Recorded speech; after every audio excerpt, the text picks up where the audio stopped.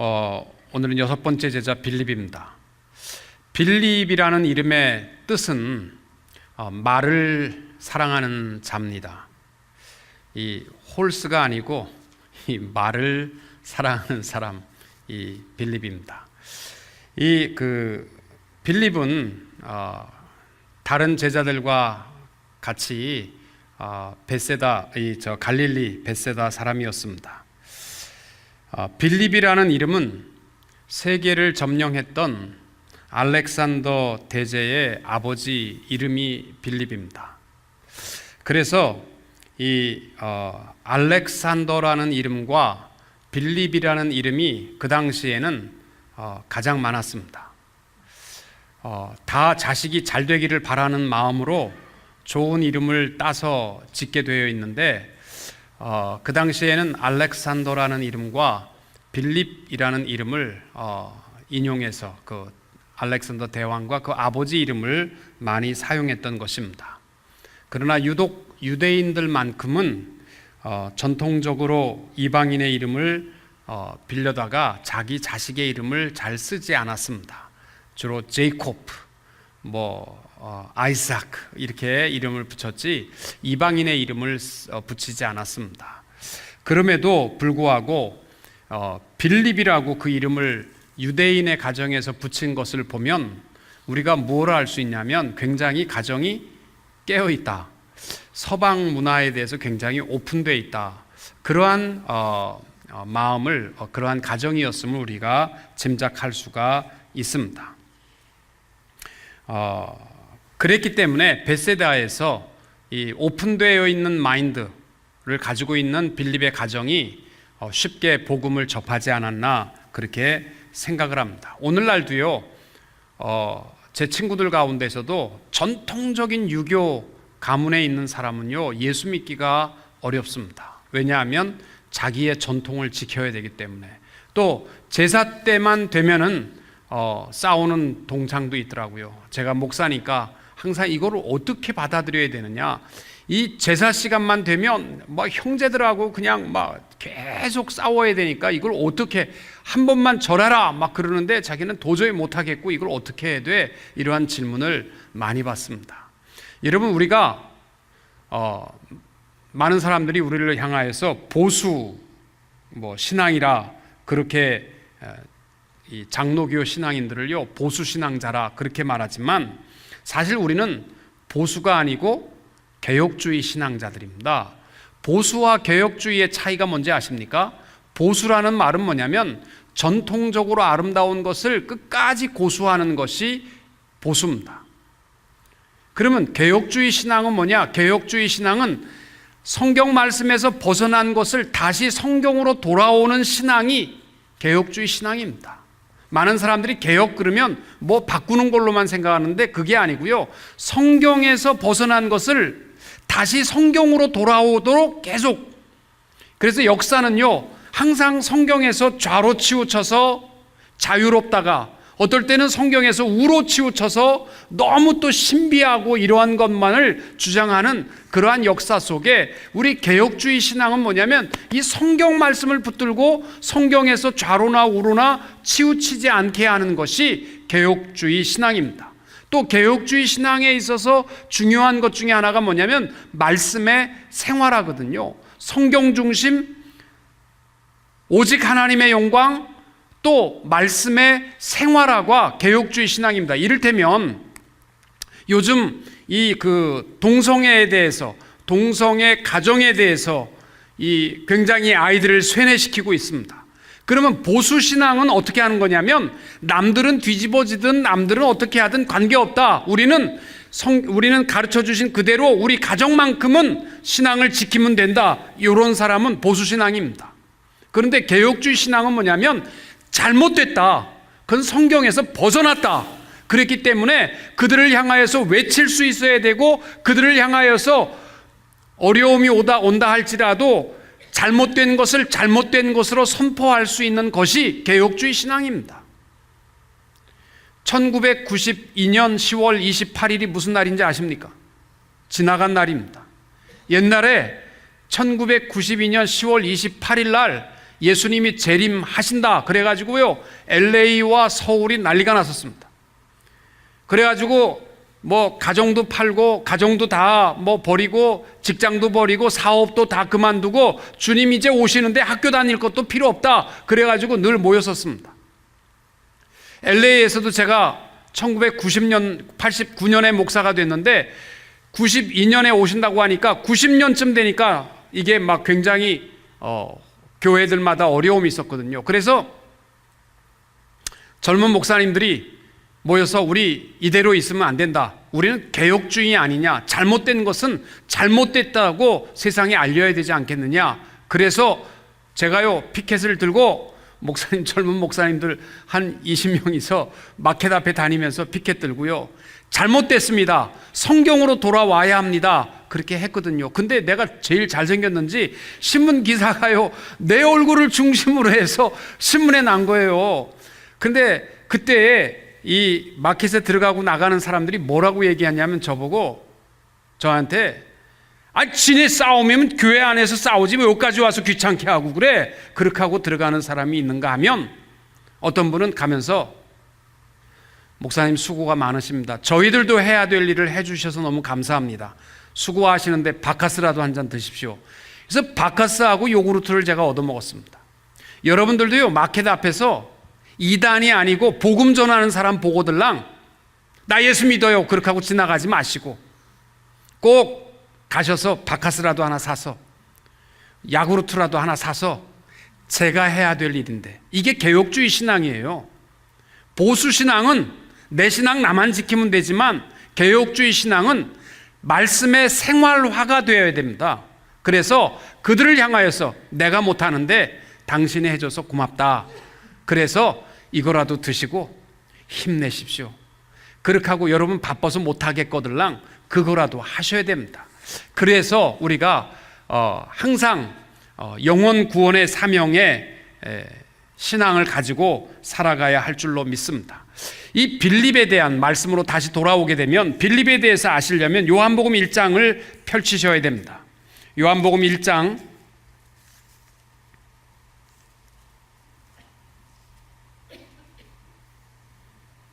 43절입니다.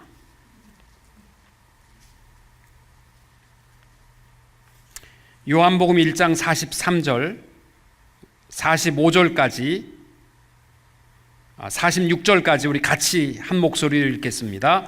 이튿날 예수께서 갈릴리로 나가려 하시다가 빌립을 만나 이르시되 따르라 하시니 빌립은 안드레와 베드로와 한 동네 베세다 사람이라. 빌립이 나다나엘을 찾아 이르되 모세가 율법에 기록하였고 여러 선지자가 기록한 그 일을 우리가 만났으니 요셉의 아들 나사렛 예수니라. 나다나엘이 이르되 나사렛에서 무슨 선한 것이 날 수 있느냐. 빌립이 이르되 와서 보라 하니라. 아멘. 예수님께서 빌립을 부르실 때 보면요, 뭐 긴 대화하지 않습니다. 그냥 와 보라, 나를 쫓으라, 그렇게 말씀하셨습니다. 안드레와 요한을 부르실 때에는 내가 내게 무엇을 하여 주기를 원하느냐, 그랬더니 주여 어디 계십니까? 와보라, 이렇게 좀 대화가 오고 갔는데 빌립을 부르실 때는요, 예수님께서 기록에 의하면 간단합니다. 그냥 여러 말 하지 않고 나를 쫓으라, 그렇게 말씀할 때에 빌립은 아까 얘기했지만 굉장히 개방적인 집안에서 있었기 때문에 예수의 복음에 대해서 쉽게 받아들이고 쫓았습니다. 우리에게도 사실 하나님의 역사와 뜻을 이루려고 할 때에는요, 하나님께서 내게 감동의 말씀을 주실 때에 그 말씀을 받고 우리가 능동적으로 일어나게 될 때에 하나님의 역사의 은총을 누리게 되는 줄로 믿습니다. 제가 목사로서 설교를 해보면 그렇습니다. 똑같이 놓고서 이렇게 제가 다 쳐다보고 설교를 다 했는데 어떤 분은 돌아가면서 목사님 오늘 말씀 정말 은혜 많이 받았습니다, 그런 분이 있는가 하면 또 그런 말 안 해도 제가 압니다. 은혜 받은 사람이 누군지 제가 이렇게 보면 알아요. 눈 감고 조는 사람하고 다르거든요. 근데 똑같은 설교를 하는데도 왜 신앙의 모습이 그렇게 점점 멀어질까? 그는요, 하나님께서 감동으로 기도와 말씀 속에 감동을 주실 때마다 말씀의 감동을 받고 일어나는 자들이 하나님의 역사를 이루어 가게 되는 줄로 믿습니다. 에스라서 1장 말씀에도 보면은 예루살렘 성벽을 건축하게 될 때에, 재건하게 될 때 누구를 통해서 이루었냐면 감동을 하나님이 주시고 감동을 받은 자들이 일어나서 성벽을 위해서 수고하게 됩니다.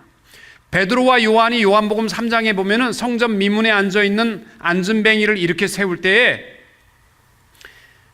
내가 은과 금은 내게 없거니와 내게 있는 것으로 내게 주노니 곧 나사렛 예수 그리스도의 이름으로 걸으라 하고 손을 잡아 일으키니, 이게 뭐냐면요, 감동이라는 단어예요.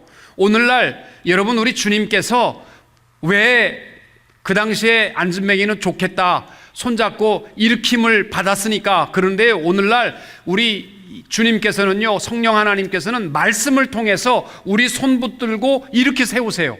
그때마다 가만히 앉아서 나는 못 일어나, 그런 사람은 하나님의 역사가 없는 거예요. 하나님께서 예배 시간마다 나를 그 졸음의 은사를 주셔서 열심히 자다가도 어느 순간에 감동을 딱 주실 때에는요, 그 말씀을 붙들고 일어나셔야 됩니다. 그래야 그 말씀 가운데 하나님의 역사의 능력을 이루어 나가게 되는 줄로 믿습니다. 빌립이요, 뭐 긴 말 아닙니다.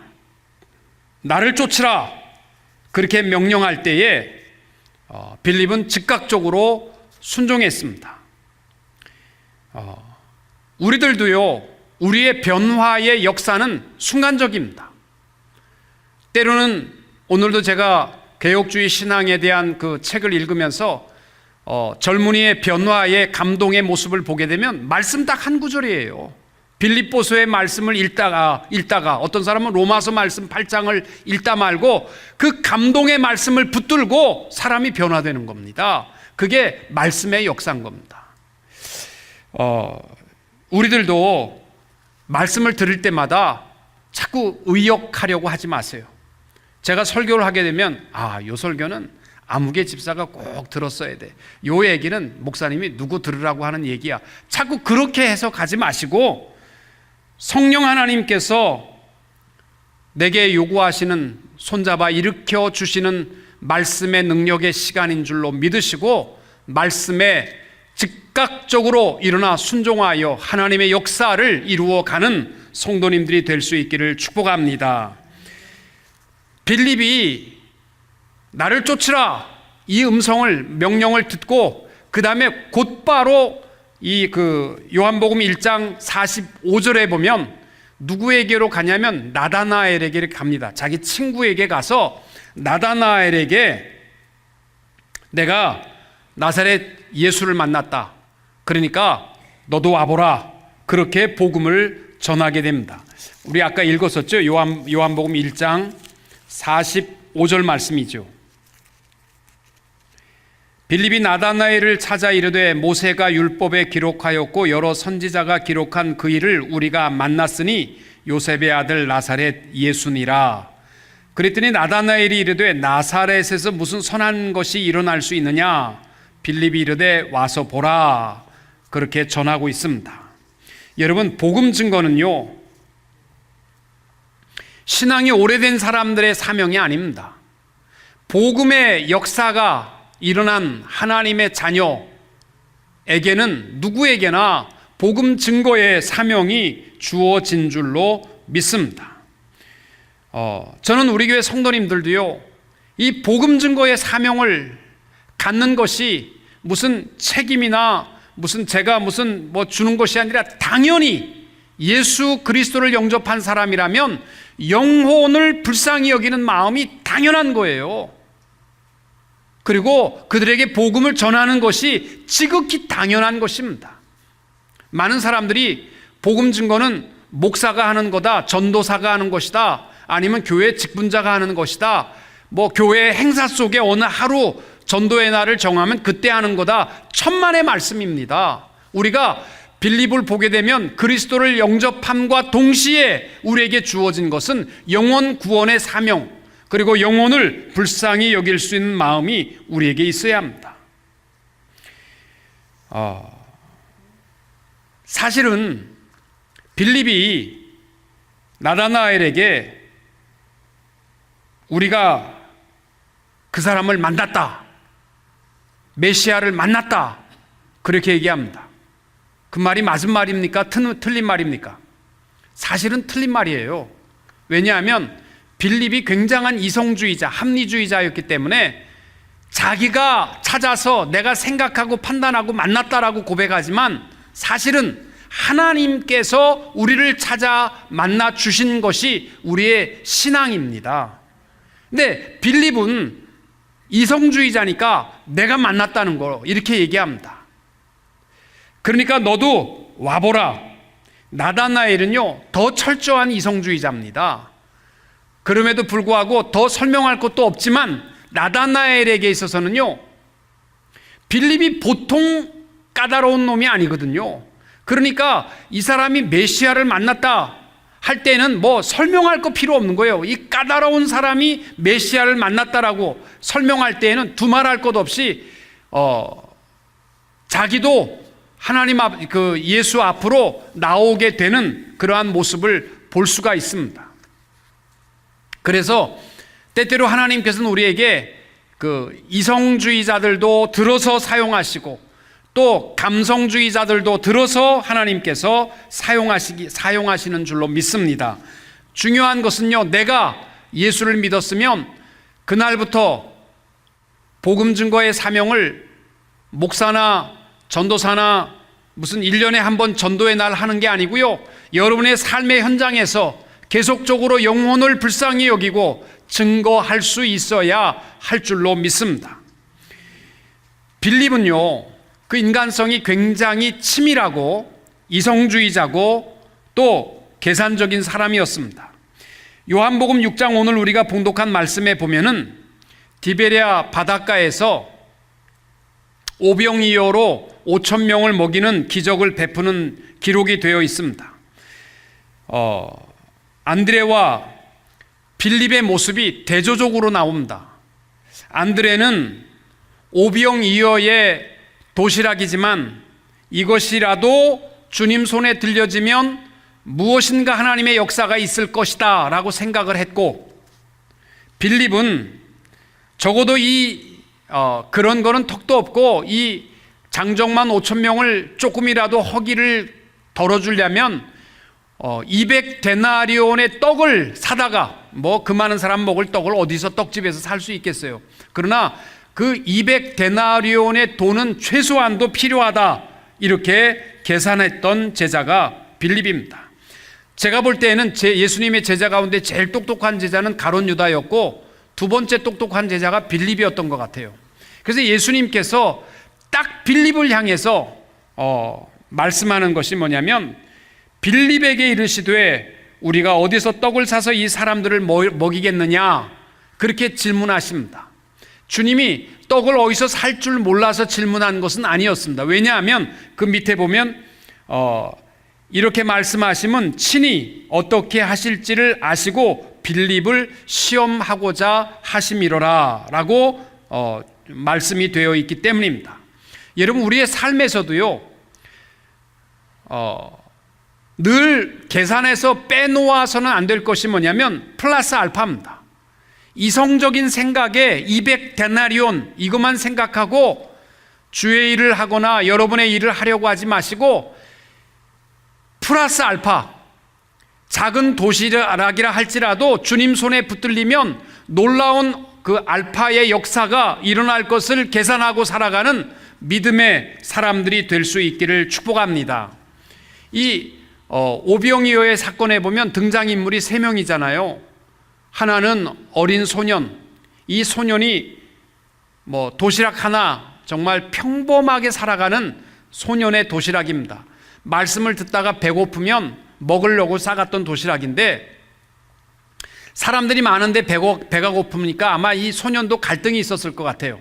이거를 내가 혼자 숨어서 먹고 올까? 아니면 주위에 허기진 사람들이 많은데 그 사람하고 좀 논아 먹을까?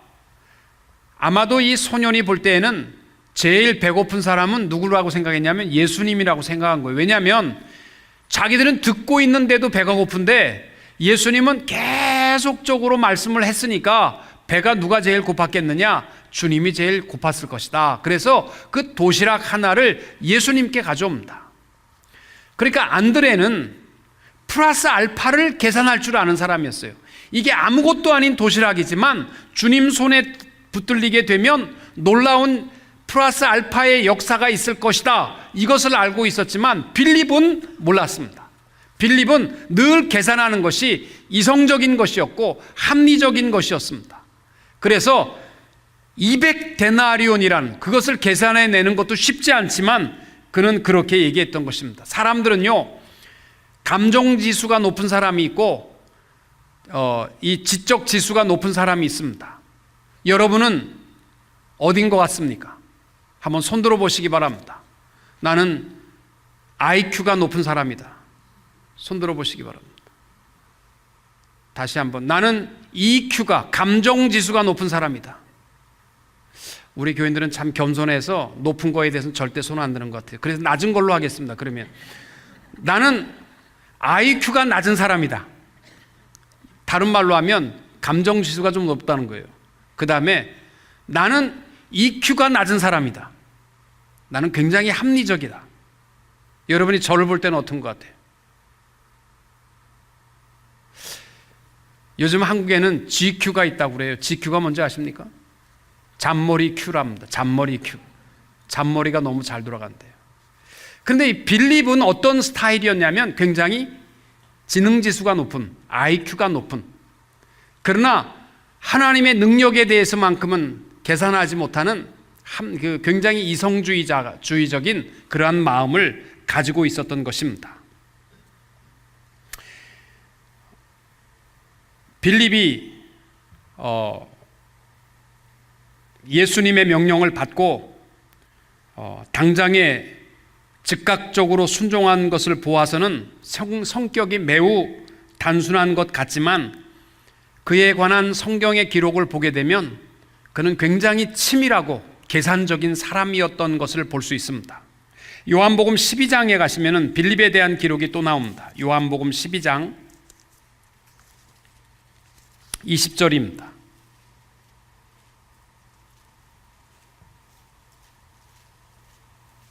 요한복음 12장 20절 22절까지 우리 같이 읽겠습니다. 명절에 예배하러 올라온 사람 중에 헬라인 몇이 있는데 그들이 갈릴리 벳세다 사람 빌립에게 가서 청하여 이르되 선생이여 우리가 예수를 배웁고자 하나이다 하니 빌립이 안드레에게 가서 말하고 안드레와 빌립이 예수께 가서 여쭈니. 이 말씀을 보시면 22절까지 보시면은요, 명절에 6월절이죠. 혹시나 예수님께서 이방인 헬라인과 대화를 하게 되면 뭐 사람들한테 욕 먹을까, 누를 끼칠까, 이건 치밀한 빌립의 계산이었어요. 그래서 헬라인들이 와서 예수님을 만나려고 했을 때 예수님 앞으로 안 데려옵니다. 그리고 어디를 데려가냐면 안드레에게 데려가요. 그래서 안드레에게 이 헬라 사람들이 왔는데 6월절에 예수님 만나기 원하는데 어떻게 할까요? 그러면서 책임을요 사실은 안드레에게 맡깁니다. 그러니까 안드레는요 항상 단순해. 플러스 알파가 있어. 뭔가가 하나님이 손에 붙들리면 있겠다라는 생각 속에 헬라인이든 누구든 데리고 예수님 앞에 갔다가 욕을 먹어도 안드레가 먹는 거고 뭐 칭찬을 받아도 안드레가 받는 거고 가지만 빌립은 항상 치밀한 계산을 가지고 욕 먹을 자리는 빠졌고 또 그러한 계산적인 그러한 제자였던 것을 볼 수 있습니다.